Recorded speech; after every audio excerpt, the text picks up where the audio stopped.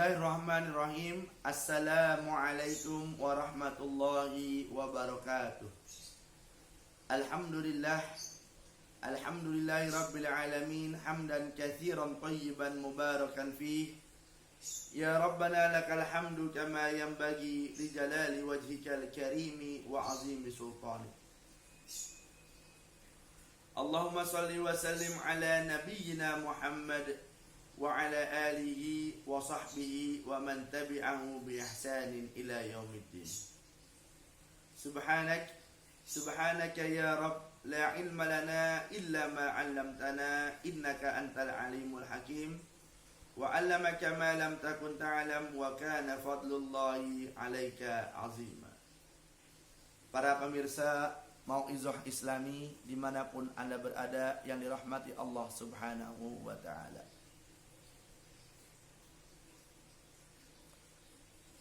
Salah satu sifat basyariah manusia memiliki rasa iri hati dan dengki.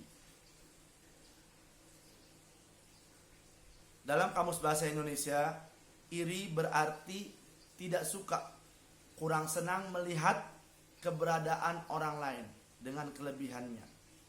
Sedangkan dengki adalah rasa benci, marah dengan kelebihan orang lain yang ada pada dirinya.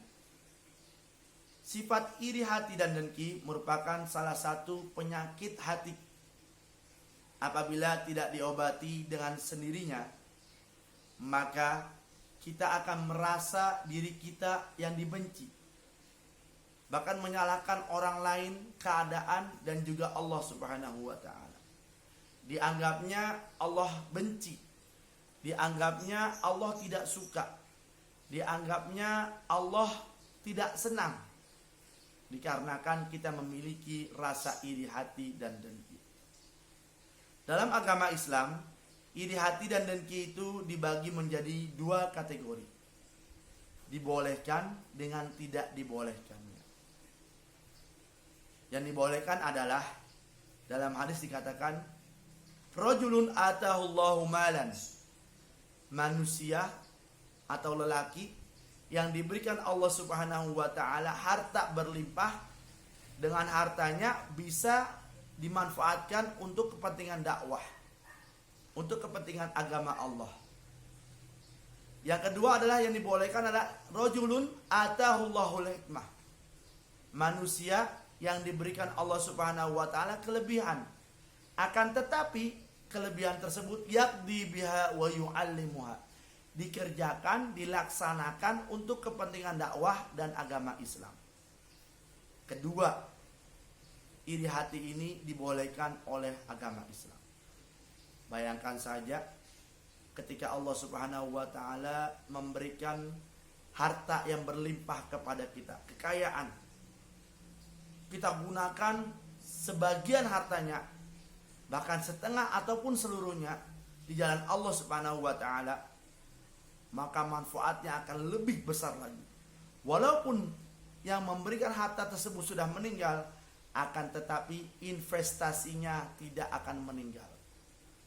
Investasinya terus bertambah dan menjadi ladang pahala bagi orang tersebut.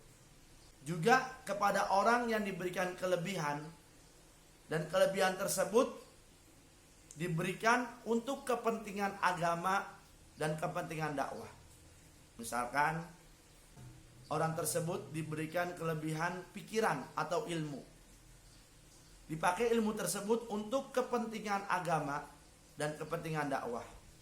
Selama dipakai untuk kepentingan dakwah dan kepentingan agama, maka kelebihan tersebut akan menjadi ladang amal, investasinya. Adapun iri hati dan dengki yang tidak dibolehkan adalah iri hati yang berlebihan. Jadi kalau seandainya ada orang yang diberikan Allah Subhanahu wa ta'ala kelebihan, misalkan harta yang berlimpah, kita iri. Dianggapnya kita ini merupakan orang yang tidak disayang oleh Allah. Padahal orang tersebut berusaha.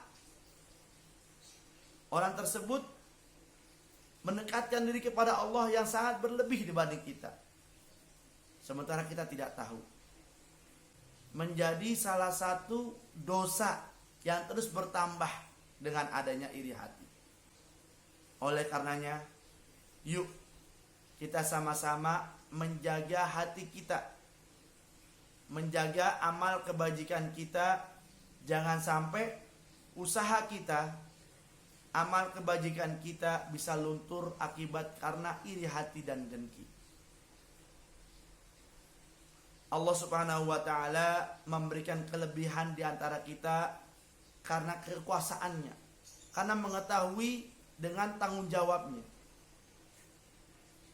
Bisa jadi ketika Allah Subhanahu wa ta'ala memberikan harta yang berlebih kepada kita, belum saatnya kita merasa hancur karena harta tersebut yang menghancurkan kita. Bisa jadi seandainya Allah Subhanahu wa ta'ala memberikan kelebihan berupa paras cantik atau kegantengan, malah akan menjadi dosa kita, sehingga kita mengumbar aib kita, mengumbar aurat kita. Mari kita sama-sama mensyukuri segala apa yang Allah berikan kepada kita, ridho dengan apa yang Allah Subhanahu wa ta'ala berikan kepada kita, qanaah, merasa diri cukup dengan apa yang telah diberikan Allah kepada kita, sehingga iri hati dan dengki tersebut tidak ada di antara kita, karena kita telah menerima apa yang diberikan Allah kepada kita. Ini saja yang bisa saya sampaikan pada kesempatan hari ini. Mohon maaf atas segala kekhilafan. Astaghfirullah li wa lakum.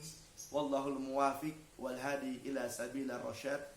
Assalamualaikum warahmatullahi wabarakatuh.